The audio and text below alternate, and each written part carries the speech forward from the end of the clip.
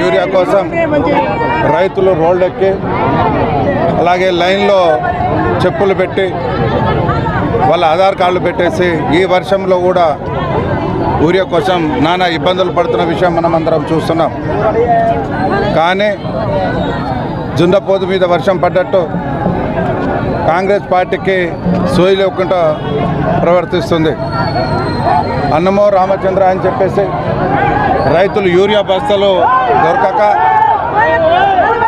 నానా ఇబ్బందులు పడుతున్నారు. 4-5 రోజుల నుంచి వర్షాలు ఉన్నా కూడా పాపం వరుసలో కూర్చొని యూరియా కావాలని చెప్పేసి యూరియా ఇవ్వండి అని చెప్పేసి అధికారులకు మన ప్రభుత్వానికి కోరడం జరుగుతుంది. దయచేసి రేవంత్ రెడ్డి గారు మీరు పెద్ద పెద్ద మాటలు మాట్లాడుతున్నారు. రైతులకు రైతు బీమా రైతు బంధు అలాగే సకాలంలో ఏరియాలు ఇస్తాం, ఎకరానికి 15,000 రూపాయలు ఇస్తామని చెప్పేసి మీరు నానా మాటలు చెప్పడం జరిగింది.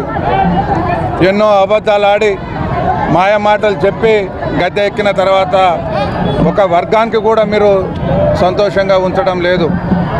కానీ మొన్న యూనివర్సిటీలో పోయి పెద్ద పెద్ద మాటలు మాట్లాడారు. మా దగ్గర 1,000 కోట్ల రూపాయలు ఉంది, 1 లక్ష రూపాయల బడ్జెట్ ఉంది, 3 లక్షల బడ్జెట్ చేశాము, 10 లక్షలు 10 కోట్లు అడగడం ఏంది, 1000 కోట్లు అడగండి అని పెద్ద పెద్ద మాటలు మాట్లాడారు. మా ప్రియతమ నాయకులు బడుగు బలహీన వర్గాల ఆశాజ్యోతి మనసున్న మహారాజు జనహృదయ నేత బంగారు తెలంగాణ అభివృద్ధి ప్రదాత గౌరవశ్రీ కల్వకుంట్ల చంద్రశేఖరరావు గారు రైతుల గురించి ముందుగానే ఆలోచించి ప్రతి మండలానికి యూరియా బస్తాలే కాదు ఏ బస్తాలు కావాలి ఏ మందు కావాలన్నది ముందే పెట్టేవాళ్ళు. రైతులకు ముందే రైతు బంధు రైతు బీమా ఇచ్చేవాళ్ళు. కానీ మీరు సోయి లేకుండా మాట్లాడి ఇవాళ అన్నం పెట్టే రైతుకు ఇంత ఇబ్బంది పెడుతున్నారు. మీకు చాలా కష్టకాలాలు వస్తాయి వచ్చే రోజులలో. మీరు స్థానిక 6 హామీలు కానీ గ్యారంటీలు కానీ 422 హామీలు కానీ నెరవేర్చాలని మా నియోజకవర్గంలో పెద్ద పెద్ద చెరువులు తెగిపోయినాయి. ఇక అయోధ్య చెరువు కానీ ఆలేరుగా పెద్ద చెరువు కానీ ఇవాళ రాజుల కొత్తపల్లి కానీ ఇలా ఎన్నో పెద్ద పెద్ద చెరువులు తెగిపోయినాయి. ఇవాళ పంట ఇంత మట్టి కూడా పోయలేదు, ఒక తట్టేడు మట్టి కూడా పోయలేదు అని చెప్పేసి నేను మనవి చేస్తున్నా. నా పేరు రజిత, శనిగపురం మాది. చిన్న పాప ఉంది సార్.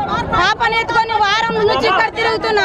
వారం నుంచి తిరిగితే నాకు ఒక బస్తా కూడా ఇవ్వట్లేదు సార్. మాది ఒకటే 10 గుంటల నుంచి వారం నుంచి తిరుగుతున్నా సార్. పాపని ఎత్తుకొని పోవాలంటే లైన్లో నాకు నిలబడే చేద కావట్లేదు. మరి మేమేం చేయాలి? మాకు ఒక బస్తా యూరియా కోసం వారకాడ నుంచి తిరిగితే ఈ జనంలో చిన్న పాపని ఎత్తుకొని యూరియా బస్తా ఎట్లా ఎత్తుకోవాలి? మరి ఈ పాపని ఎట్లా ఎత్తుకోవాలి? మాకు కొంచెం కూడా రెస్పాన్స్ ఇవ్వలేదు సార్. మరి ఏం చేయాలి? మరి వారం కాడ నుంచి మా కూలీ తెప్పలని వదిలేసి అన్నం కూడా తినకుండా పొద్దున 6ంటికి వచ్చిన మనిషికి రోజు ఇట్లే సార్. మాకు అసలు ఇవ్వట్లే, ఒక్క బస్తా యూరియా కూడా ఇవ్వట్లే మాకు. మరి ఏం చేయాలి? మరి ఓట్లు అప్పుడేమో బాగా ఎగబడి వస్తారు, ఇప్పుడు రావట్లే. మరి ఎడిపోయారు ఈ జనాలు, ఈ సర్పంచ్లు ఎడిపోయారు, ఎమ్మెల్యే ఎంపీలు ఎడిపోయారు. ఆ రోజులేమో యూరియా కావాలని అడిగితే మాకు మంచిగా సౌకర్యం చేస్తాం అన్నారు. ఈ పాపను ఎత్తుకొని ఎప్పుడైనా కేసీఆర్ ఉన్నప్పుడు ఎప్పుడైనా మేము వచ్చినా మా యూరియా బస్తా కోసం ఈ రోడ్లు ఏమిటి తిరిగినామా? మేము నీళ్లు తాగకుండా ఇక్కడ మేము వారం కాడ నుంచి ఇక్కడనే తిరుగుతున్నాం.